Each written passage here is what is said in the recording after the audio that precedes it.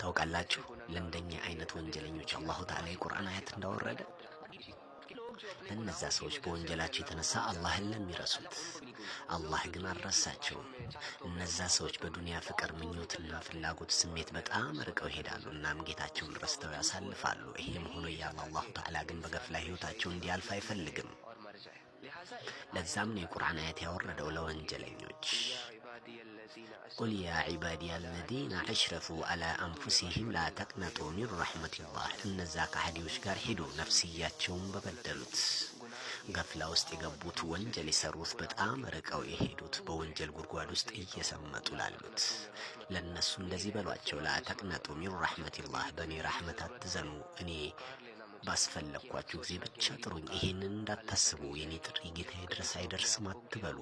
ራሳችሁን በወንጀል እንደጣላችሁ ሲሰማችሁ እና የሚያነሳችሁ እንደሌለ ሲሰማችሁ ያኔ ታዲያ የረሳችሁትን ጌታችሁ ያ ጌታ አልታዘዝም ያላችሁት እሱን ጥሩት፣ እንዳታዝኑ። ድጋፍ ለሌላቸው ሰዎች ድጋፍ ነው እሱ። የወንጀለኞችን ወንጀል ይቅር ባይ የሆነ አላሁ ጀለ ጀላሉሁ